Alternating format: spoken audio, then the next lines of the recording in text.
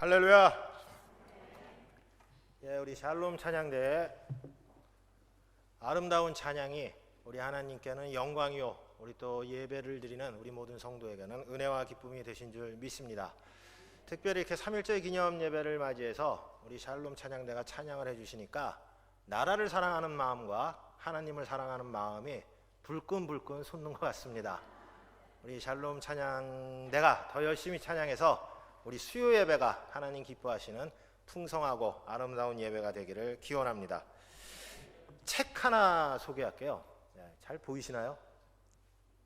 조금 가까이 잡아주시면. 28살 때요, 일본의 고문으로 일본의 감옥에서 옥사한 윤동주 시인의 마지막 유고집입니다. 하늘과 바람과 별과 시라는 그런 책입니다. 많이 들어보셨을 거예요. 1955년에 초간본이 발행이 됐는데 이렇게 다시 복간 증보해갖고 새로 발간이 되었습니다. 지난주 교보문고 집계를 보니까 전체 베스트셀러 순위 5위, 그리고 시집 부분에서는 1위에 올랐더라고요. 요즘 잘 팔리는, 잘 나가는 책입니다. 그리고 얼마 전에 개봉한 윤동주 시인의 일대기를 다룬 동주라는 영화가 있습니다. 어제 보니까 박스오피스 순위 4위에 올랐더라고요. 흑백 영화인데 흑백의 잔잔한 영상미와 또 우리 윤동주 시인의 나라 사랑하는 마음, 또 기독교 정신, 이런 거에 공감한 많은 사람들이 그 영화를 보고 있다고 합니다. 그리고 3월 말에는 서울예술단이라는 단체에서 2012년도에 초연한 윤동주 별을 쏟아라는 가무극이 있는데요, 다시 재공연을 한다고 합니다.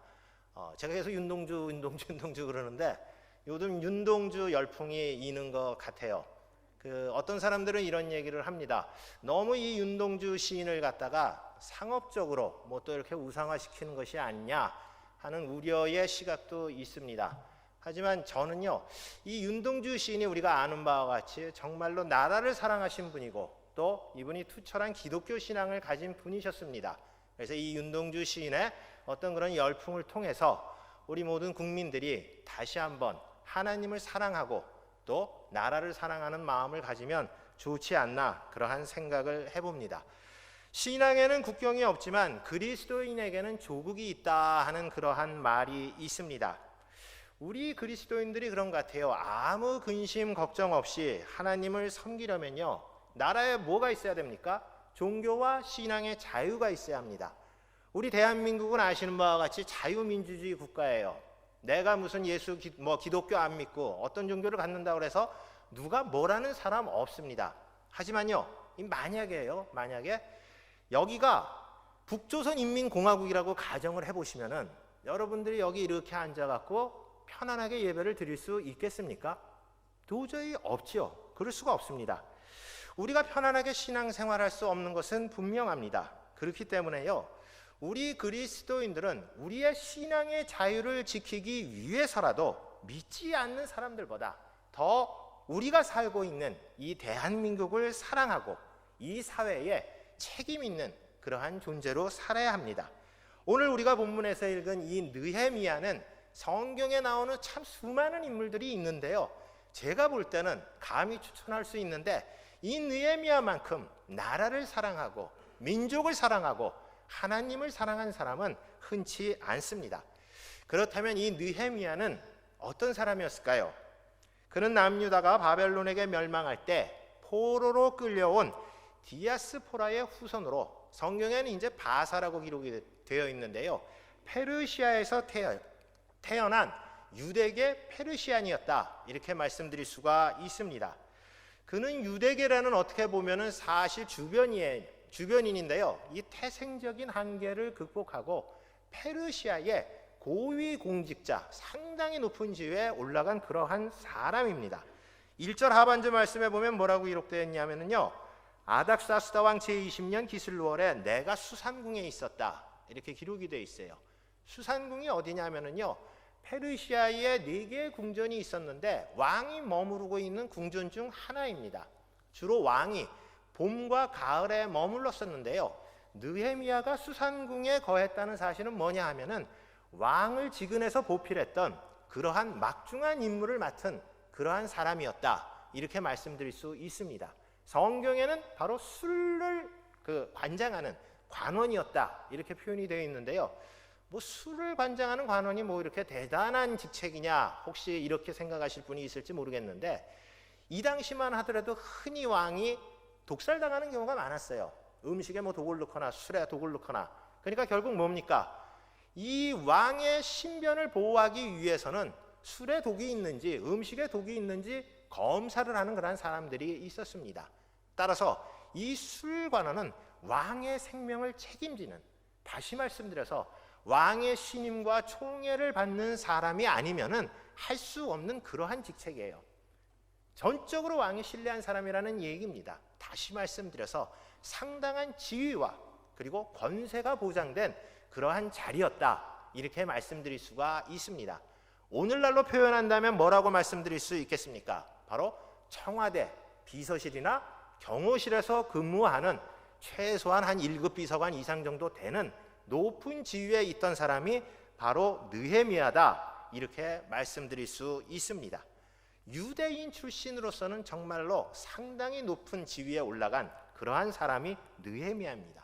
하지만 이 느헤미야는요, 자신이 그렇게 높은 자리에 올라갔음에도 불구하고 개인의 영달이나 이익을 추구했던 것이 아니라 자신에게 주어진 그 지위와 신분과 권세를 가지고 하나님의 뜻을 이루고 고통받는 백성들을 구원하기 위하여 큰 비전을 품고 있는 그러한 사람이었습니다.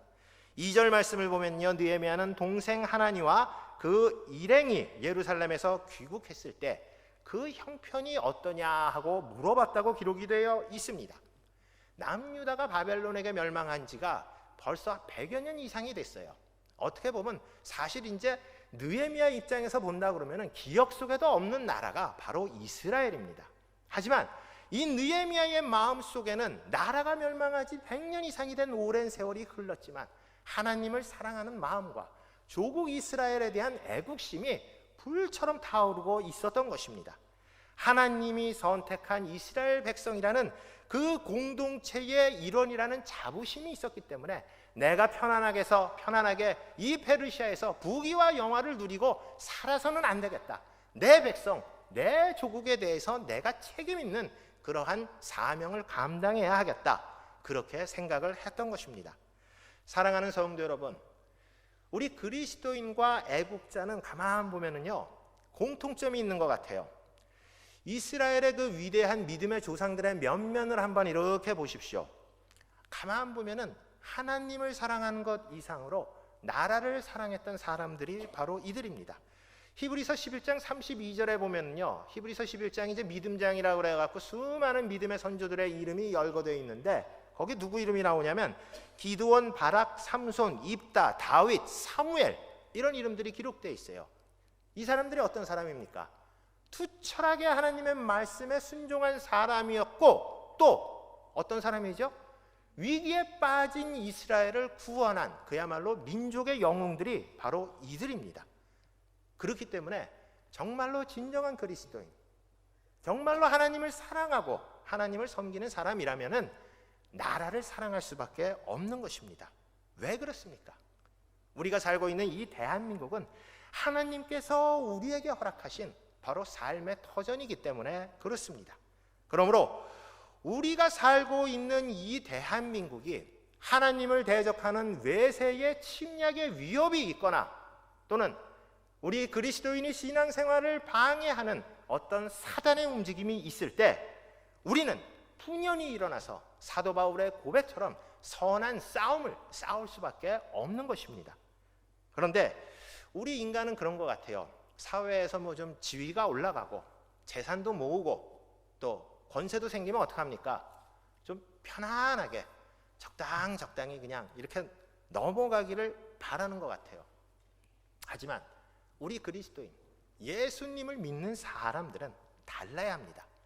하나님께서 창조하신 이 땅이 하나님의 섭리와 경륜에 따라서 움직이고 있는지, 이 세상의 모든 그리스도인들이 진정한 신앙의 자유를 누리면서 편안하게 살 수 있는 삶의 여건이 조성되어 있는지 두 눈 부릅뜨고 그러한 것들을 막는 악의 세력들이 있다면은 우리는 분연하게 일어나야 한다는 것이죠.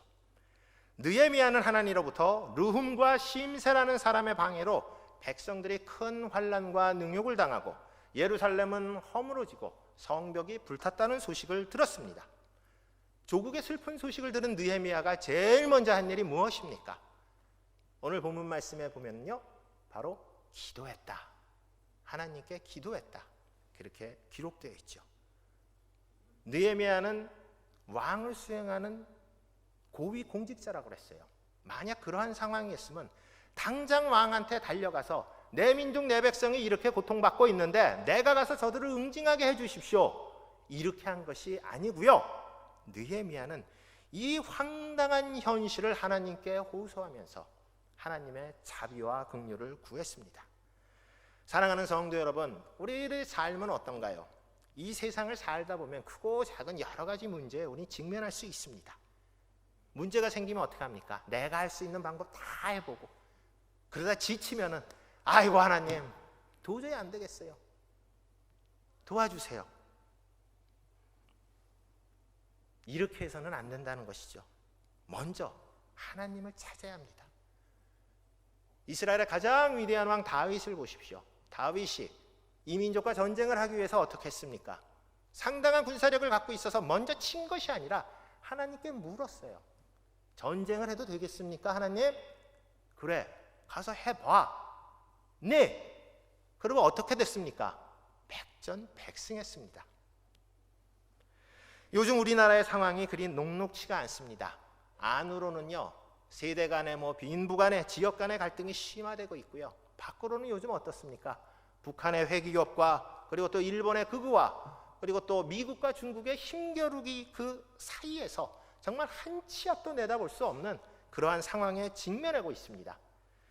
어떻게 보면은요, 우리나라가 일본에게 멸망할 당시 그 구한말 시대랑 너무나도 좀 비슷한 형세가 아닌가 그런 생각이 듭니다.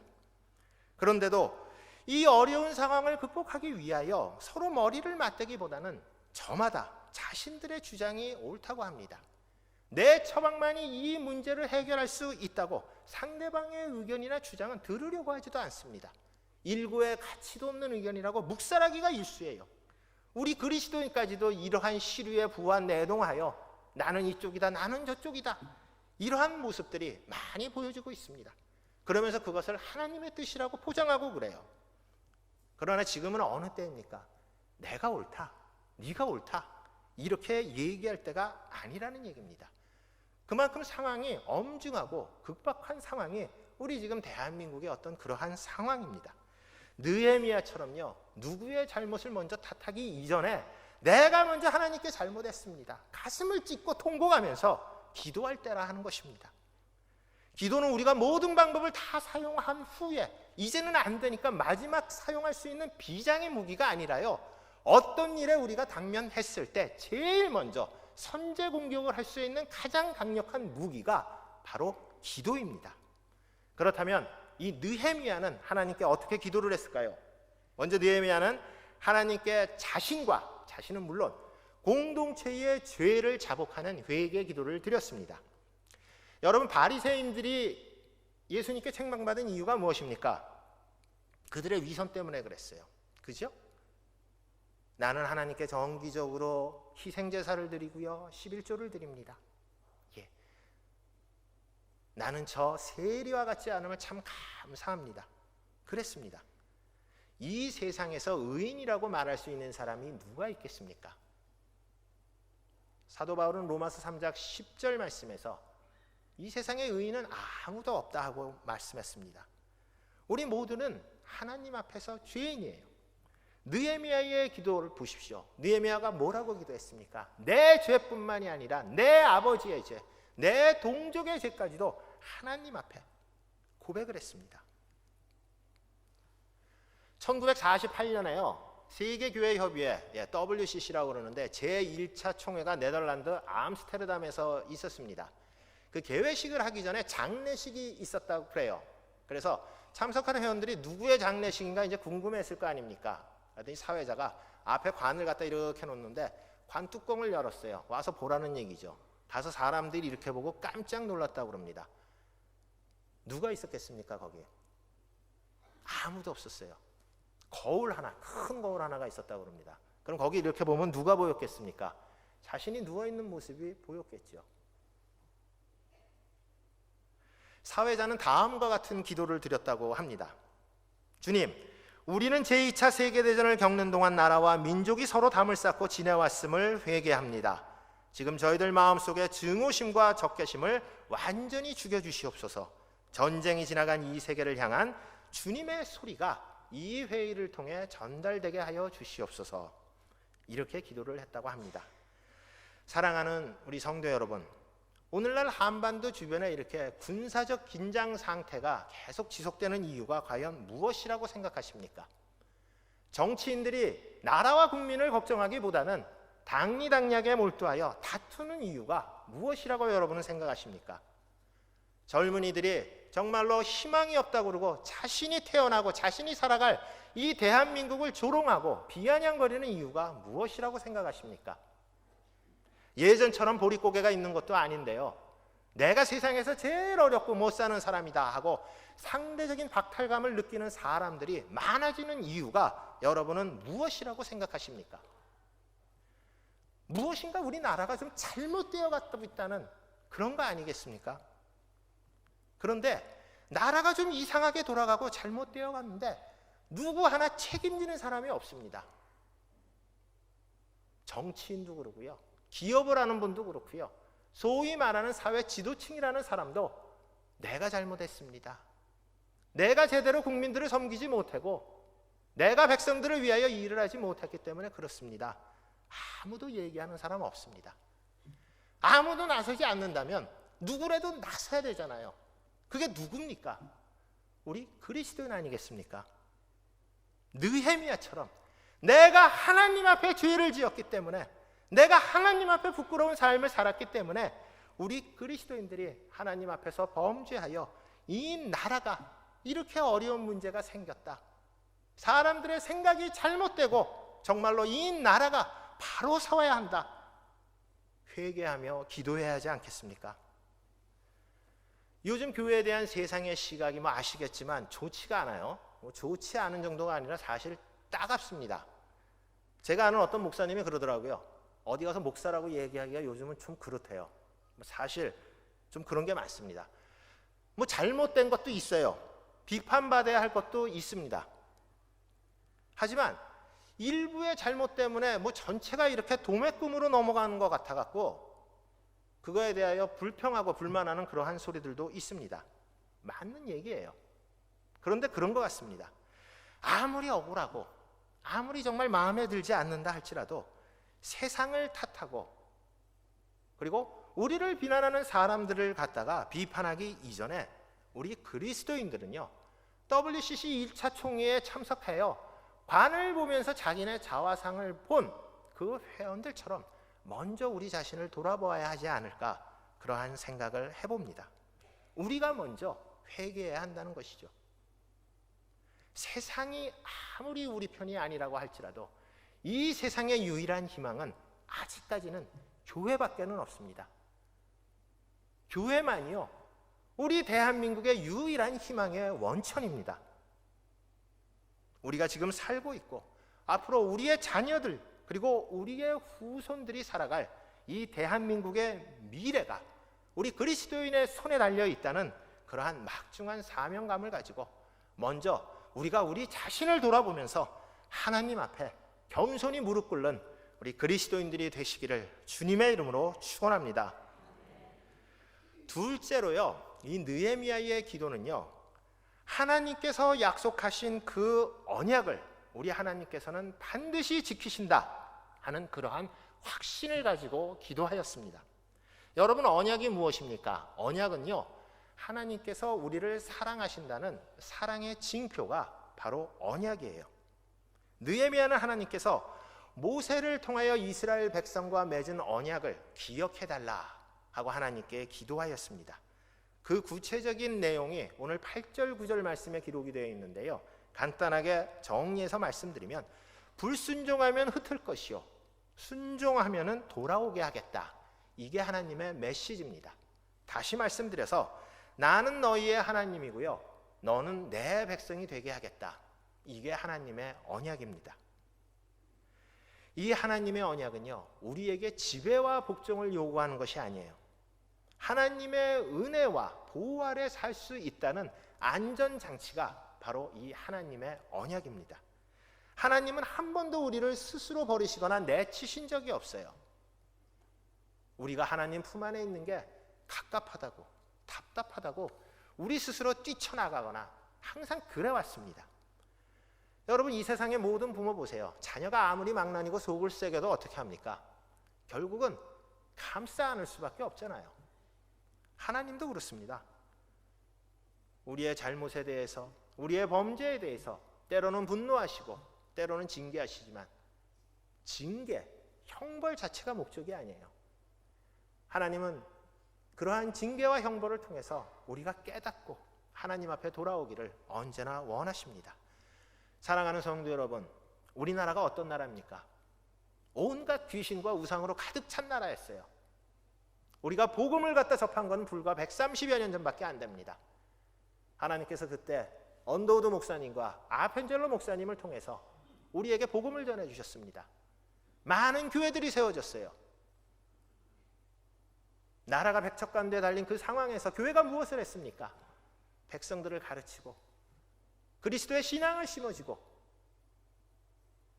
올바른 미래의 역군으로 성장할 수 있도록 가르쳤습니다. 일본에게 나라를 빼앗겨 암울한 상황에 직면했을 때도 교회는요, 일제에 굴복하지 않고 하나님의 편에 서서 끝까지 저항했습니다. 교회가 일본의 총칼을 두려워하지 않은 이유가 무엇이겠습니까? 하나님께서 이스라엘 백성들을 갖다가 구원해 주셨듯이 우리 민족도, 우리 백성도 하나님께서 반드시 일본의 손아귀에서 해방시켜 주실 것이라는 그 믿음과 확신이 있었기 때문에 그렇지 않았겠습니까? 내일 모레가 무슨 날이죠? 빨간 날? 예, 3.1절입니다.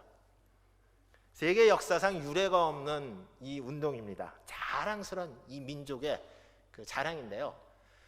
그 당시 우리 기독교, 개신교 인구가 1%밖에 안 됐다고 그래요.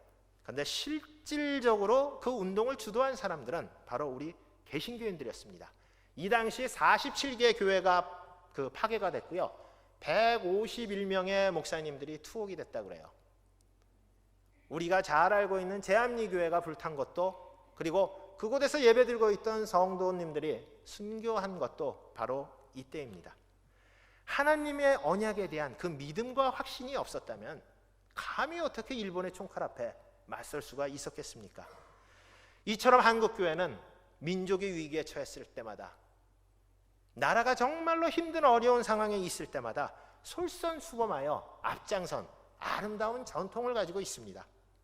어려운 시기에 하나님은 우리나라를 사랑하시고 다시 한번 도약의 기회를 마련해 주실 것이라는 것을 확신하시고 주님의 말씀에 순종하며 나아가는 우리 한영교회 성도님들이 되시기를 주님의 이름으로 축원합니다.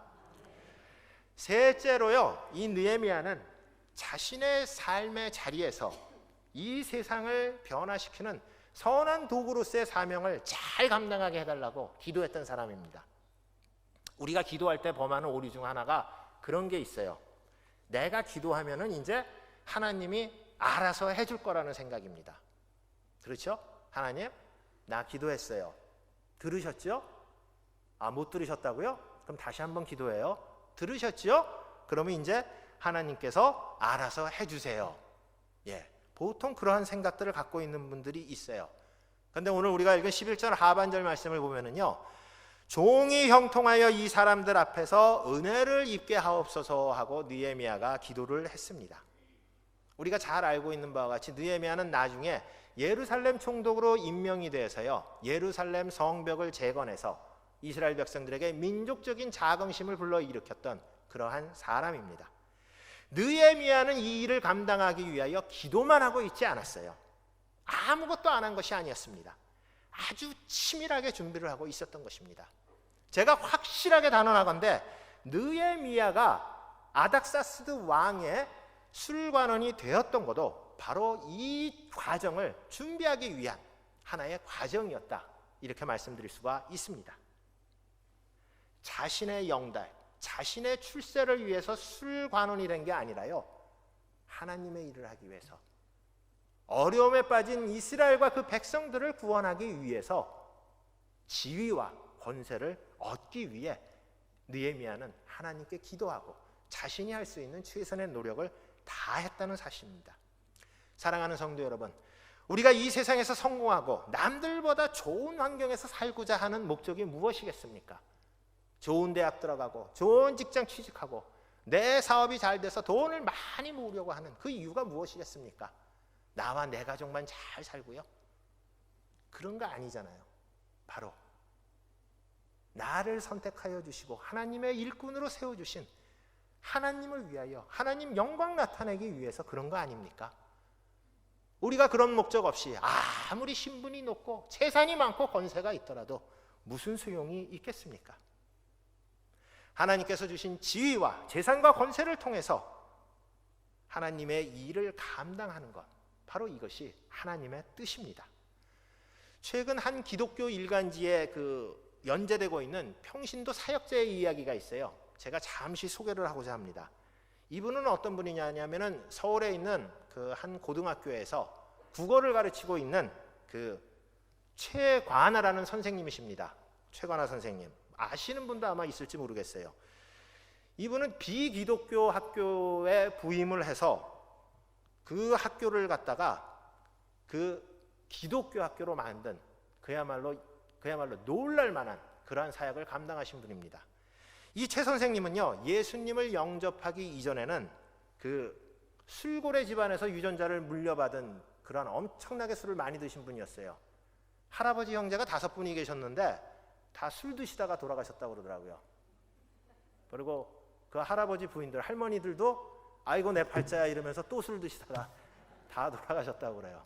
엄청나게 하여간 술을 많이 드셨다고 그러는데, 이 최 선생님이 5대째 믿음을 이어가고 있는 사모님을 만나갖고 사람이 완전히 180도 달라졌습니다. 지금 자기가 근무하고 있는 이 비기독교 학교를 완전히 기독교 학교로 탈바꿈시켰어요. 최 선생님에게는요, 이 학교가 단순히 아이들을 가르치는 교육의 현장만이 아니었어요. 그야말로 선교지였습니다. 그분에게는 이 학생들, 선생님, 심지어 교장 선생님, 이사장님까지 다 불쌍한 영혼들이었습니다. 하나님의 그 말씀으로 변화시키기 위하여 이 최 선생님은 예수님을 믿는 제자들과 아침마다 모여서 기도를 했다고 그래요. 자그마치 27년 동안. 그래갖고 어떤 변화가 일어났냐면은 불교 신자였던 교장 선생님이 예수님을 영접했다고 그래요. 예, 아멘. 그죠?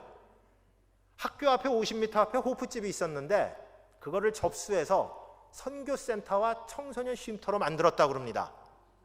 아멘. 그죠? 왜 가능합니까?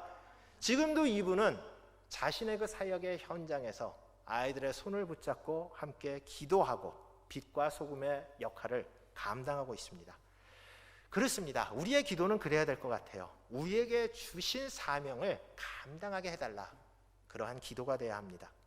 오늘 본문을 보면 느헤미야가 기도를 시작한 것은 기슬루월이라고 그랬어요. 기슬루월은 오늘날로 얘기하면 12월 달입니다. 오늘 우리가 읽은 본문 다음에 2장 1절에 느헤미야가 아닥사스다 왕을 만나는데 그때가 니산월이라고 그랬습니다. 니산월은 3월이에요. 그러면 3개월이라는 시차가 있었어요. 그 시차 동안 느헤미야가 뭐 했느냐? 가만히 있지 않았습니다. 기도했습니다. 밤낮으로, 주야로. 여러분, 기도는 장황한 웅변이 아니에요. 미사역으로 막 뭐 이렇게 치장 안 해도 괜찮습니다. 순서나 내용 뭐 뒤죽박죽 돼도 큰 상관없어요. 심오한 사상이나 뭐 성경 구절 막 인용하고 그런 거 안 해도 괜찮습니다. 오직 한 가지, 기도할 때는 뭐요? 느헤미야처럼 꾸준하게 열심으로 죽을 각오로 기도하는 것이 제일 중요합니다. 우리 하나님께서는 바로 그런 기도에 응답하십니다. 사랑하는 성도 여러분, 느헤미야는 진정한 신앙인이자 애국자였습니다. 조국의 암울한 현실 앞에서 그는 먼저 자신의 죄를 회개하고 하나님의 뜻을 물은 그러한 사람들입니다. 그는 하나님의 그 언약을 확신하고 하나님께서 반드시 이스라엘을 구원하고 회복시킬 거라는 믿음을 가진 사람이었습니다. 느헤미야는 자신이 가지고 있는 그 지위와 권세를 가지고 하나님의 뜻을 이루는 사명자로 살아간 그러한 사람입니다. 여러분, 골든타임이란 말 아시죠? 골든타임이 뭡니까? 어떤 사고나 사건이 일어났을 때 인명을 구조하기 위하여 최초의 그 급박한 시간을 갖다가 골든타임이라고 그래요. 그 시간을 놓치면 어떻게 됩니까? 죽거나 살아도 산 목숨이 아니죠. 그렇습니다. 기도도 마찬가지입니다. 여러분, 지금이 바로 기도할 때라는 겁니다. 우리가 기도할 때 기도하지 않아서 우리가 살아가는 이 아름다운 대한민국이, 앞으로 우리의 후손들이, 우리의 자녀들이 살아갈 이 대한민국이 우리의 게으름과 나태함 때문에 잘못된다면 우리가 하나님 앞에 어떻게 설 수 있겠습니까? 우리 한 사람은 정말 미약하지요. 하지만 우리 대한민국의 모든 그리스도인들이 함께 힘을 모아 기도한다면 큰 산을 옮길 만한 그러한 능력이 나타나리라고 믿습니다. 우리 한영교회 성도들부터라도 먼저 힘을 모아 이 나라와 민족과 교회를 위하여 기도함으로써 우리가 살고 있는 이 대한민국이 하나님 기뻐하시는 아름답고 복된 나라, 그리고 우리 자녀들과 후손들에게 자랑스럽게 물려줄 수 있는 그러한 삶의 터전이 되기를 주님의 이름으로 축원합니다. 하나님 아버지, 감사